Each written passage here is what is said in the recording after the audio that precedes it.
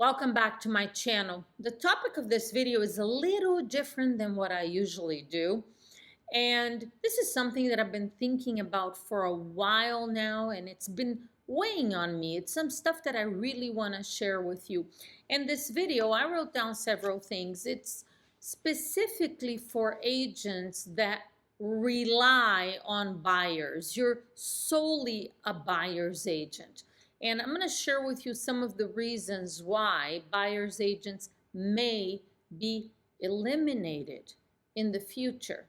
The first thing that I wrote down, and this is an obvious one, technology gives homeowners access to just about anything that they want information on their own. They can go online and find everything. Now, 20 years ago, this was not the case.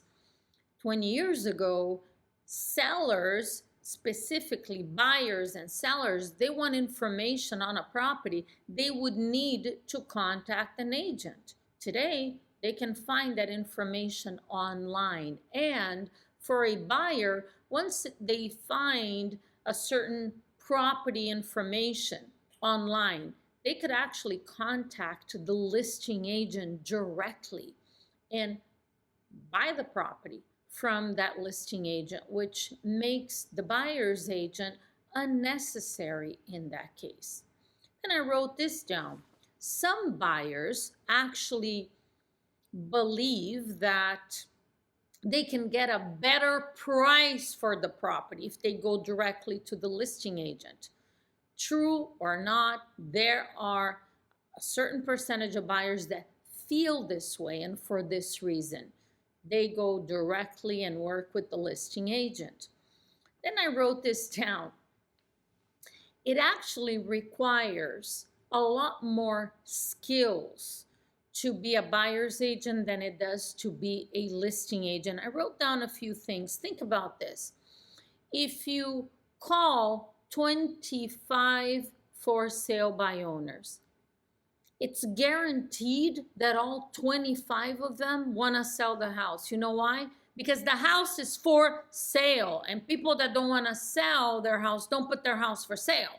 So you talk to 25 FSBOs as a listing agent, they all want to sell. You talk to 24 buyers, they don't all want to buy. It takes an enormous amount of skill to actually separate the lookers from the ready, willing, and able buyers. And you know this, if you've been working solely with buyers, you know that they say everything you want to hear. Yeah, I'm ready to buy right now. Yes, I'm qualified. I'm approved. I don't have a house to sell. You know, they tell you what you want to hear so that you go show them houses, which is what they want to do. Now, think about this. With that number 25 that I gave you, right?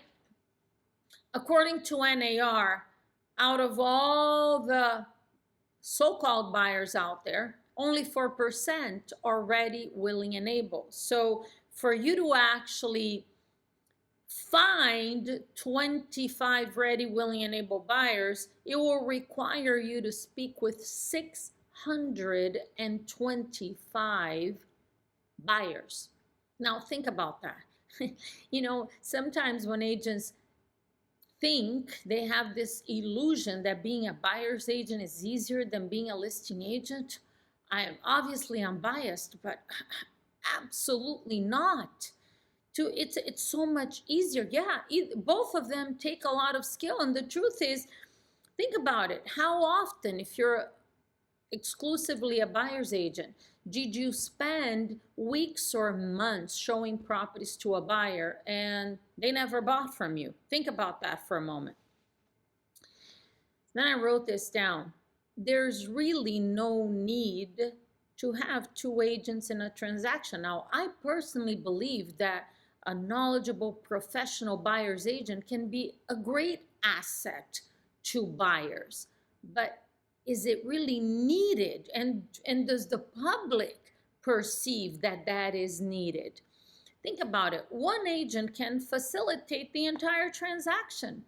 A house needs marketing and it needs representation. The seller needs the representation of an agent in order to expose this property to 100% of the buyers and the buyers on the market, and the representation that a listing agent who's knowledgeable, professional, experience, what they can do in the entire process, not just negotiating the sales price. Obviously that is critical, but there's so many other things that a great listing agent does that's required.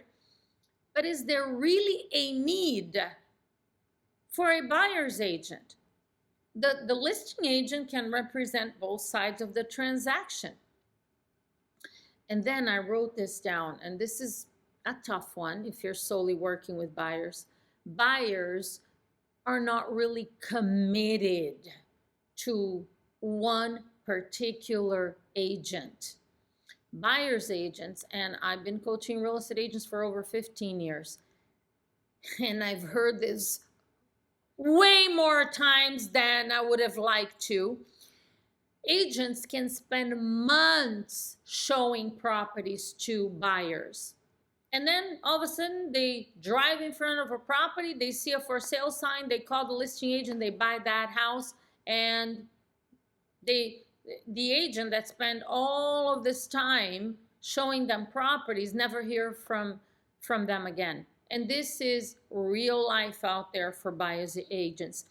Listings give you the ultimate leverage in real estate. Agents, think about this. They buy leads online. They show houses to a buyer, and then they end up being ghosted. Why would you do that? Why would you not focus on taking listings and assuring that you price them right so they will sell? And you don't need to be buying buyer leads. When you have listings, the buyers just come to you because they're gonna call you or email you or inquire on the listings that you have. You'll never have to buy leads. And think about it. If you were to buy a lead, yes? Okay, now they give you information, whether it's a buyer or a seller, it doesn't matter. They give you information. Oh, this person wants to buy a house. You still have to call them. You need to talk to them. They're going to have objections. You're not the only agent with that lead. They're talking to other agents, so you're going to have to handle objections. You're going to have to do a great presentation so they work with you. Whether it's a buyer or a seller, it doesn't matter.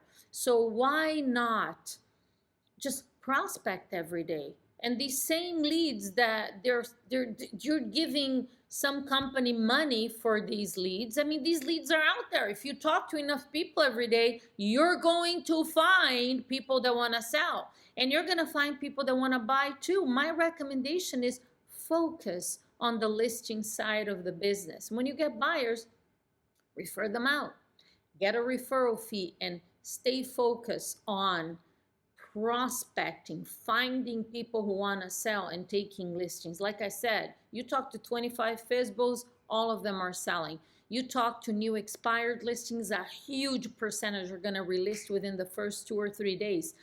Most of the expired listings that I took after my 3rd year, when I kind of started feeling like I knew what I was doing, I listed them the day they expired. I called them in the morning and listed them in the afternoon. You can do the same thing, and you're going to have control of your time, control of your business, control of your income. So there's so many videos on this channel that will help you in becoming a great listing agent. So thanks for watching. Make sure you're subscribed to the channel. Click the bell next to it so you'll get a notification when we upload new videos, and I will see you soon.